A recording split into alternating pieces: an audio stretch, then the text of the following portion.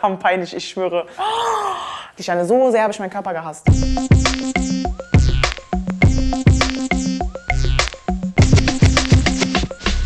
Assalamu alaikum!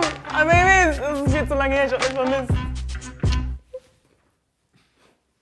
Weißt du, letzten Dezember, ich war in meinem Zimmer, ich habe Filme geschoben, weil ich zugenommen habe, warum Datte Teta Karakaya Talk. Es ist voll viel passiert. Man hat gegessen wie ein Haywanet, man sieht aus wie ein Haywanet. Und dann bin ich reingekommen, ich habe gesagt, Younes, lass ein Zen-Video, Dingsbums, ein Video machen über mein Fettsein. Und dann hat er gesagt, halt deine Schnauze, bring einfach deine Bilder mit von deinem Wachstum, von deiner Evolution, dein Life. Und wir machen ein Video. Also die Fotos auf jeden Fall, da sind gute, peinliche Bilder mit dabei. Ganz ehrlich, ich hoffe sogar insgeheim, dass sie die richtig hässlichsten rausgenommen haben. Damit man sieht, wie aus ein hässlicher Inlet ein großer, hässlicher Schwan geworden ist. Ich hab gesehen. Ja, natürlich hab ich das gesehen. Oh, tschüss. Taum süß.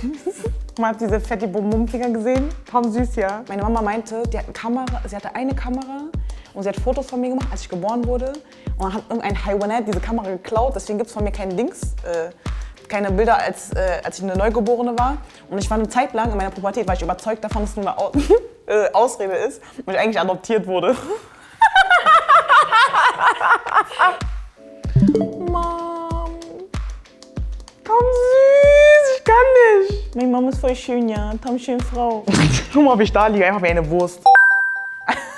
Ich schwöre, halt mich. Ich bin eine Prinzessin. Meine Mama hat sich richtig gut um mich gekümmert. Habibi. Ich kann nicht. Mann, Habibi, ich weiß nicht warum, aber ich glaube an dem Tag, ich habe geheult. Anne, ich liebe dich. Masarange, aber diese Palmfrisur, ich schwöre, keiner auf dieser Welt wollte sie haben. Dann, ich kann mich auch, das hat immer damals so wehgetan. Und sie hat uns richtig festgemacht. Und dann wollte sie unbedingt noch eine Spange ranmachen. Ich habe Krise bekommen. Ja, diese Spangen mit die so, und dann so Metall und dann geht es so, oh, diese Schmerzen, Alter. Ich kann mich erinnern. Bestimmt deswegen habe ich geheult. Aber meine Mutter, das war mal ihr sehr wichtig, dass wir, egal wo wir hingehen, dass man uns das nicht ansieht. Also, mir wäre scheißegal gewesen, auch jetzt rückblickend, ich kann mich ja nicht daran erinnern. Aber ich glaube, für meine Mutter war so eine Stolzsache, so nein. Meine Kinder, man wird nicht merken, dass wir kein Geld haben. Oh, wie süß. Was war denn mein Gesicht lang? Ich schwöre, was mein Bruder alles gemacht hat. Ha? Ich weiß nur, mein Bruder hat immer mit mir Dings gemacht, so Experimente. Mein Bruder meinte so, Esther, komm, ich will was ausprobieren. Er so, guck mal, steh mal so. Er hat mich einfach genommen an den Beinen. Ihr müsst euch vorstellen, so, okay? Er steht, er hält mich so, dreht mich und dann lässt er los. Ich bin immer auf den Kopf gefallen, ich konnte nicht mehr atmen. Ich kann nicht. Meine Mutter hat sich immer richtig gut um mich gekümmert. Meine Mutter erzählt immer so, er hat mich mal in die Hand genommen, er ist immer so, hat mich mal hingebracht, hat mich gefüttert, so. Ich habe so sein Essen gegessen, ich weiß auch, so Stories. Ich habe mal mit der Hand gegessen und wollte mir eigentlich einen Löffel geben, so diese Dinger. Aber danach Pubertät war ein bisschen schwierig, da hat er so ein bisschen Hass auf mich geschoben, aber auch deswegen, weil ich so gut war in der Schule. Also ich war Überflieger, ich bin richtig gut klargekommen mit Schulsystem und sowas. Mein Bruder nicht. Mein Bruder ist nicht der Mensch, der in diesem Bildungssystem klarkommt. Das ist einfach normal, es ist nicht, weil er irgendwie dummer ist oder sonst wie. Und zu der Zeit, glaube ich, war so ein bisschen schwierig.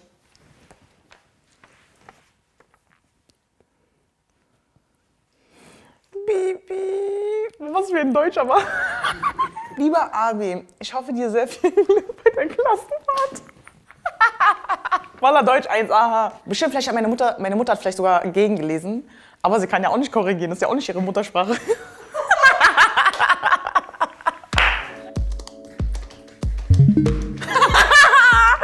Ey, Dicker! Oh, ich habe dieses Bild übertrieben lange nicht mehr gesehen und ich weiß, was da passiert ist. Und es war Geburtstag von meinem Bruder, nicht von mir, okay? Und dann, natürlich ist Geburtstag, man spielt Sackhüpfen. Ich war kleine Schwester, die sagt, komm ja, Esther, spiel mit, weil eigentlich keiner hatte Bock auf mich, ganz ehrlich, okay?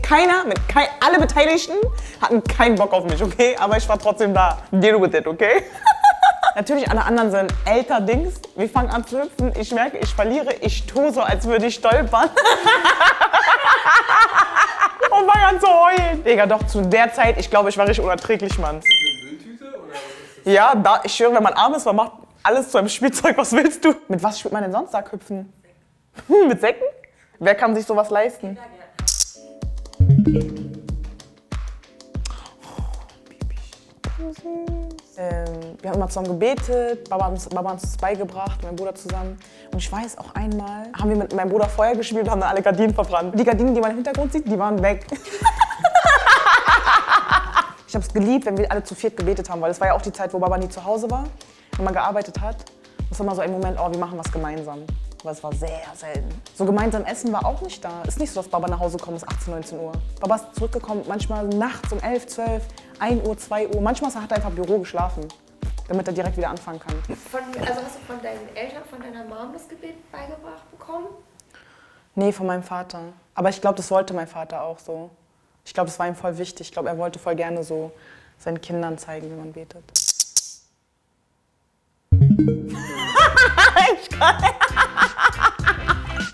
Ich kann nicht. Wallah, ich glaube, in heutiger Zeit, ich würde meiner Tochter niemals sowas holen, weil so ist problematisch. Ihr wisst doch so, man darf nicht so Dings machen. Das ist ja so indigene Kultur, was da so ein bisschen, was man so als Fasching, als Outfit trägt. Aber das ist eines der wenigen Fotos, wo ich mich schön gefühlt habe. Eines der wenigen Fotos, wo ich mich wirklich, wo ich mich erinnern kann, als ich dachte so, oh, ich fühle mich gerade richtig schön. Mein Bruder, da an dem Tag, als er wieder gekommen ist, sein Bart war weg von Orangen.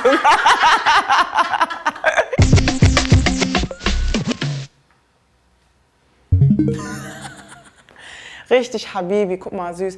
Also, damals, ich fand mich nicht schön, ich fand mich hässlich, schon zu dem, als ich in dem Alter war. Was ich anhatte, meine Mutter hat ihr okay gegeben. Wie ich mein Kopftuch gemacht habe, meine Mutter hat okay gegeben. Wie ich diese Band, meine Mutter hat okay gegeben, Ohrringe auch. Aber das, was am Hals ist, sie wusste nicht. Aber meine Mutter, sie war immer sehr streng, was ich trage, wie ich trage, sonst wie. Und guck mal, man sieht da auch, dass ich da Schuppenflechte im Gesicht habe. Da sieht man es ganz stark. Ich bin damit halt aufgewachsen. Das hat es natürlich, ne? Ich war sowieso für meine Mutter, ich war immer zu dick. Egal, seitdem ich denken kann, war ich schon mal zu dick. Dann habe ich Schuppenflechte, hatte ich über den ganzen Körper. Ich habe mich sehr hässlich gefühlt als Kind. Auch da, man hat immer so ein bisschen kompensiert mit diesem Haarband oder mit so Dings. Mit so, naja. Aber einfach Kind, ja, Tam süß. Ich war mich tot, Alter, Tam peinlich, ich schwöre. Aber das ist genau dieses Bild, wo ich gedacht habe, ist mies peinlich, aber gut, dass man das sieht. Ah, oh mein Gott. Oh. Diese Schuhe, ich kann einfach nicht. Ey, was hat man sich dabei gedacht? Weil ich hab mich, guck mal, dieser Style, den man da sieht, Tam peinlich. Ich habe es früher richtig oft gemacht. Hose und darüber so Minirock, du weißt ja so, wegen Kopftuch, man soll Arsch nicht sehen und sowas. Aber richtig ohne Sinn, richtig hässlich. Aber ey, ich hab's gefühlt, ich hab mit diesem Style, ich hab's gefühlt, aha, und dann mein Kopftuch, ich hatte immer so Dingstuch und hinten so mit Gummiband zugezogen. Da hatte ich immer so einen, so wie ein Pferdeschwanz, auch manchmal zur Seite. In diesem Bild, an diesem Outfit sind einfach so viele Sachen falsch, Janne. Wenn du versuchen würdest, hässlich zu sein, du genau das würdest du tragen. Beste. Ich frag das gleich.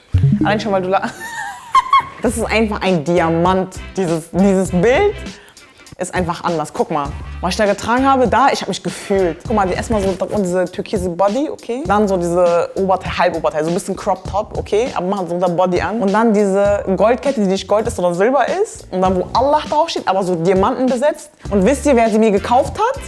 Meine Eltern. Wir waren voll auf spazieren abends, einfach so. Und dann sind wir immer Minicity spazieren gegangen. Und dann waren diese Hip-Hop-Läden. Und dann mein Bruder hat eine Kette bekommen und ich habe eine Kette bekommen. Und ich habe mir diese ausgesucht, Allah, bam! Ich bin stolz damit rumgelaufen, ihr wisst nicht, im Bett. Stellt euch mal vor, so einfach, ha? Und ich war noch rotzfrech. Ich habe mir nichts sagen lassen von niemandem. Es war immer so, ich habe Leute geschlagen und dann haben mich Ältere mal geschlagen, wo ich so rotzfrech war. Die manchmal dann mal auf die Fresse bekommen. Und dann, so bin ich rumgelaufen, so mit Goldkette. Digga, ich war der krasseste Baba. Ehrlich gesagt war das eher vor meiner Kopftuchzeit. Da habe ich mich viel geboxt und geschlagen. Aber dann mit Kopftuch, ich habe so Angst bekommen, nein, scheiße, wenn die mein Kopftuch runterreißen, dann Dings, Ehre ist weg. Habe ich nicht mehr so oft gemacht, aber ich war sehr so, komm doch. Aber ich habe nie provoziert. Ich war immer cool mit allen Leuten, aber wenn jemand anders provoziert hat, dann bin ich auf die Leute draufgegangen. Waren da S-Bahn, so Humboldt, Tein, Gesundbrunnen, locker. Wir sind ja nie aus dem Wedding raus, immer drin geblieben. Oh, ist voll schön. Das ist eines der wenigen Bilder, wo ich dachte so, ey, nicht schlecht, er hat gut kaschiert, man sieht nicht, dass ich fett bin. Ey, merkt ihr aber so, bei jedem Bild, das war so mein Maßstab. Sieht man, dass ich fett bin oder nicht? So ist einfach richtig ohne Sinn.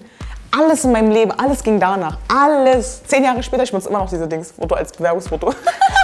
Ich schwöre, ja. Zu dem Zeitpunkt bin ich schon einmal so diese eklige Phase durchgegangen, wo ich habe 108 Kilo gewogen. Ja, Maschallah, ich war richtig heavy. Hab dann irgendwie ein bisschen abgenommen gehabt, aber eigentlich immer noch so 90er-Bereich. Und danach ging es aber nochmal wieder hoch. Mein Gewicht hatte schon Einfluss darauf, wie ich gedacht habe und wie ich mich selber wahrgenommen habe. Aber eigentlich Selbst wenn ich abgenommen habe, dachte ich immer noch so, boah, du bist immer noch zu dick. Ich habe einfach eklig mit mir selber gesprochen. War nicht normal. Ich lag öfters abends in meinem Bett und ich habe mir vorgestellt, wie meine Seele sich von meinem Körper trennt, damit ich nicht in diesem Körper sein muss. Ich habe mir bildlich vorgestellt, ich so, und jetzt verlasse ich diesen Körper. Boah, so eklig, so sehr habe ich meinen Körper gehasst. Ich wollte nicht ich sein, ich wollte mal jemand anderes sein. Ich habe mich zum Beispiel komischerweise immer mit den schönen Mädels angefreundet. Aus irgendeinem Grund, keine Ahnung so. Ne? Vielleicht auch so ein bisschen, um davon was abzubekommen. Aber das hieß dann auch immer, ich war die hässliche Freundin. Allen Mädchen, ich war mit allen cool, weil ich so unbegehrt war. Also unbegehrt auf so romantischer Ebene. Und ich so oft von fremden Menschen auch mal so einfach nicht schön behandelt wurde. Das ist voll krass, einfach wenn man dick ist, man wird einfach ekliger behandelt, richtig eklig. Deswegen habe ich immer so wollte ich mal die Bestätigung von allen Menschen oder ich wollte alle Menschen zu meinen Freunden machen. Keiner sollte mein Feind sein, alle sollten mich mögen. Das war so meine Strategie. Diejenigen, die vielleicht so dicke Menschen im Umkreis haben, Menschen haben, die schwer haben im Leben. Wenn eine Schwester, ein Bruder zu dir kommt und sagt, guck mal, das belastet mich, ne? Reicht schon, wenn du einfach zuhörst. Und einfach fragen, was brauchst du? Reicht, wirklich, das hätte mir auch geholfen. Was mich immer abgefuckt hat, sind die Leute so, mach doch einfach ein bisschen Sport. Dann halt deinen Schnauz, es ist nicht so einfach. Es ist wirklich nicht so einfach, es ist wirklich schwierig. Habibis, das waren meine Bilder, meine Entwicklung, seitdem ich eine kleine Scheißerin war. Ich hoffe, es hat euch Spaß gemacht. Schreibt mal bitte in die Kommentare. Ich habe euch jetzt erzählt, ich habe zugenommen, ich fühle mich jetzt gerade nicht so gut.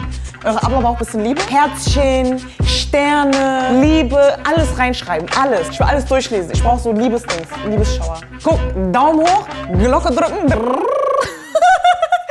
Abonnieren. Habibis, hier kommt ihr zu meinem letzten Video von Datteltäter, wo ich darüber spreche, wie es so ist, wenn man sich selber hasst. Und hier kommt ihr zum letzten Video von Karakaya Talk, wo wir über Coronavirus sprechen und wie damit der anti-asiatische Rassismus in Deutschland gestiegen ist.